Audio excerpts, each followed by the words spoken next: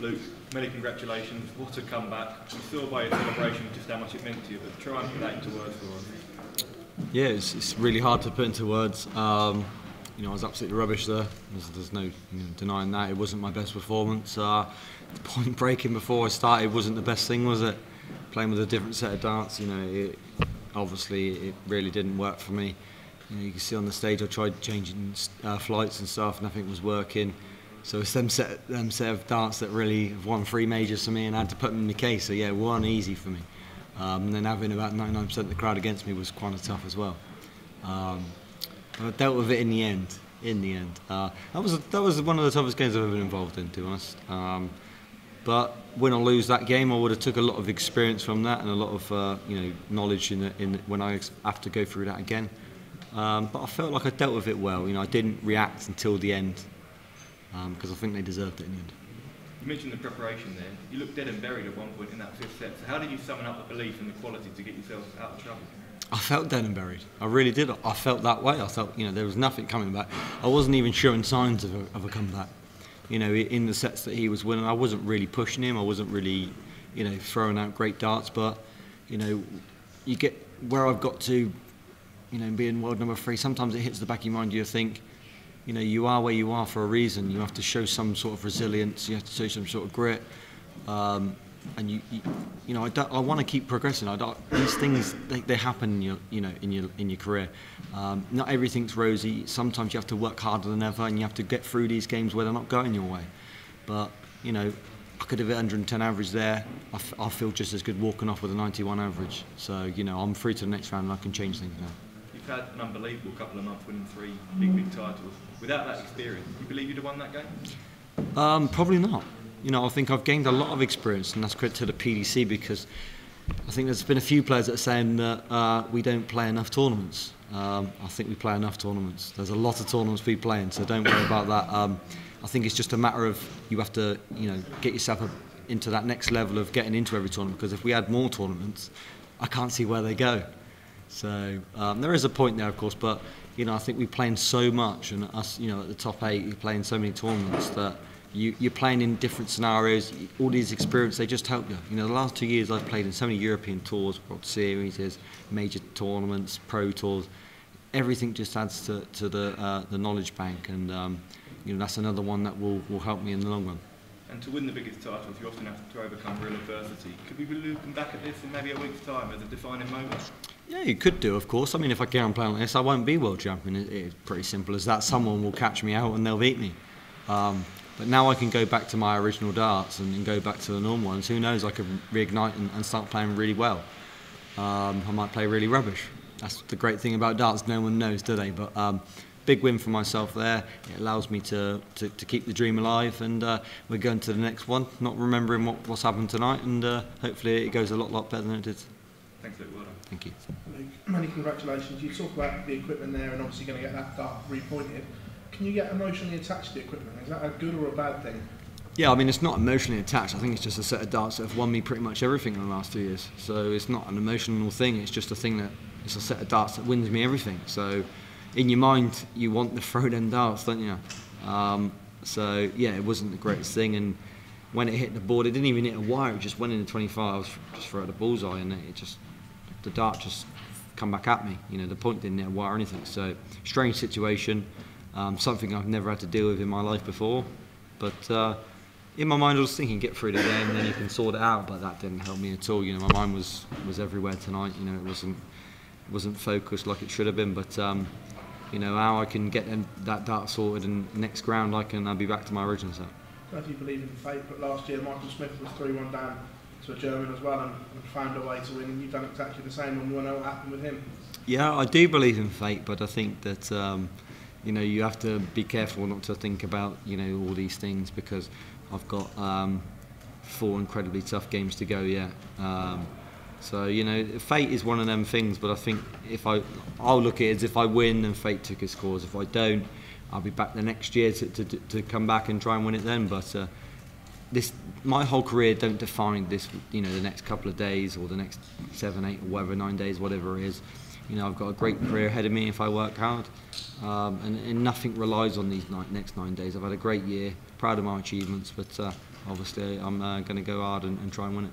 Normally here at Ali Pali, the English get great support, but that was a real hostile atmosphere, and you showed it towards the end just to let everyone know. Yeah, it was quite surprising. I thought, you know, there was going to be a good German crowd. I think that 40% of the tickets were German people. I thought, you know, the English crowd was going to voice with them, and they kind of did in the end when I was coming back. But you got to give credit to them because, you know, they were fantastic in there. There was about 3 people that were just whistling and booing every single throw. I don't know if you picked it up on the cameras or anything like that, but it was just ridiculous in every throw. But what can you do about it? There's nothing you can do. They've paid their tickets, they come, and if they want to try and do that and affect the game, then it's impossible to stop them. But they got what they deserved in the end with the reaction.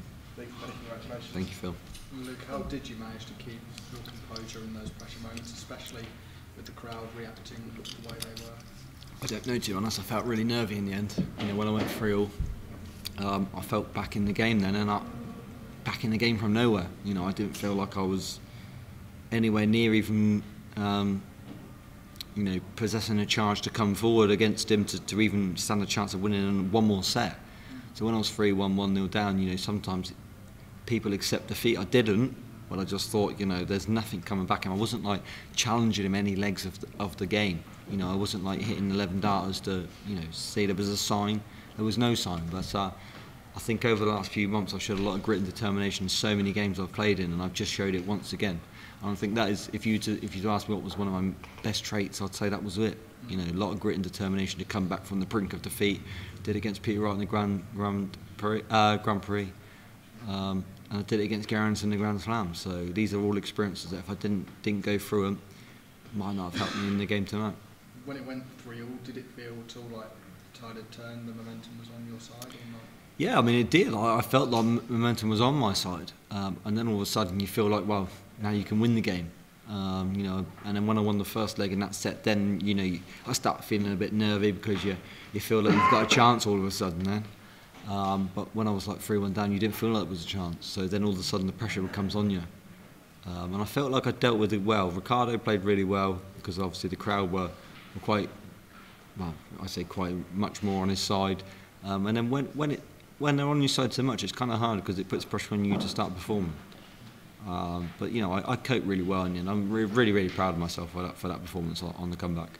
Does what you've experienced tonight give you any sympathy for other players, particularly Gerwyn Price, who's experienced this many times over the last couple of years? Yeah, for sure, it does, of course. But I can also sit and say Ricardo can never complain about a crowd again, because I've just experienced one of the worst ever. I think when he played against Bo and Nathan, you know, I don't think it was as bad as what I just experienced. So I don't think he can never complain about a crowd again, because that was 10 times worse than what he ever experienced.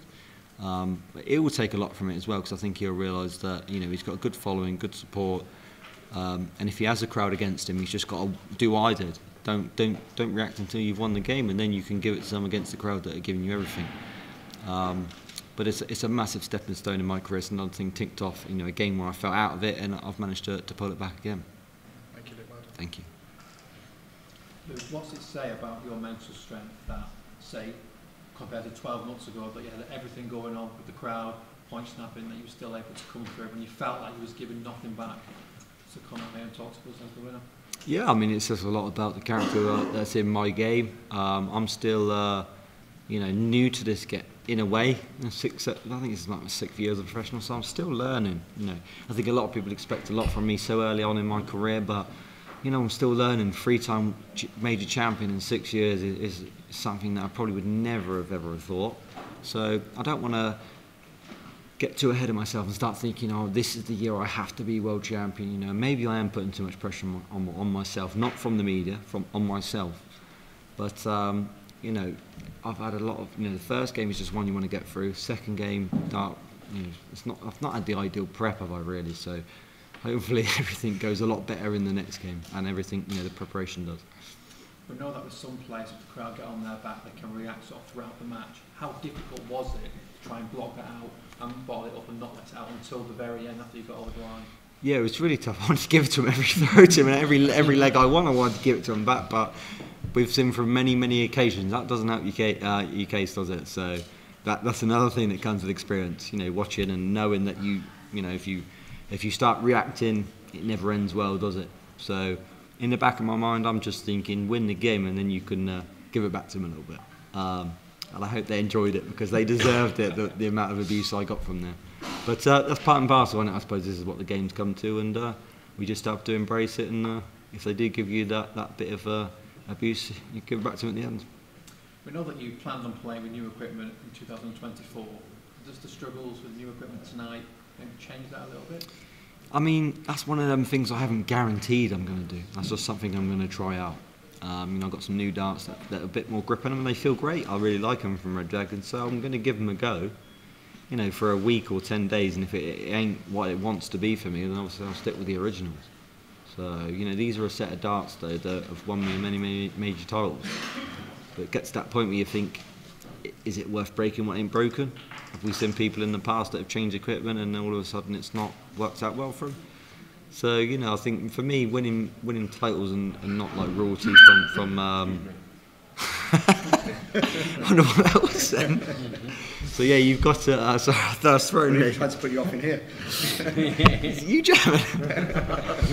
Yeah, so it's just one of them things. I think that I think one day I'm throwing. I'm sorry, I can't remember what I was saying. Yeah, about the darts. Yeah, so maybe it's just something I'll try out, and we'll see how it goes. But the darts I'm throwing with now are working all right. I won't look at you because you're laughing. Thank you. Tim. Hi, Luke. Hello. Congrats. I'm from the Netherlands. Oh, that's all right then.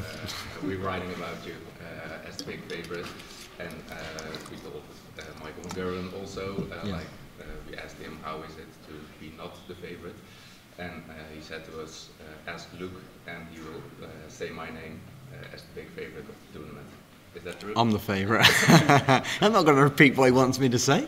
I think, you know, of course he is right in what he says. I understand that, but I think I deserved when I walked into this room as the tournament favourite, because what I've done the last 2 months, I deserved that. But I think if you're going to place your bet, you probably would Michael, and there's only one reason, is because he's been the most consistent and best dart player over the last 10 years.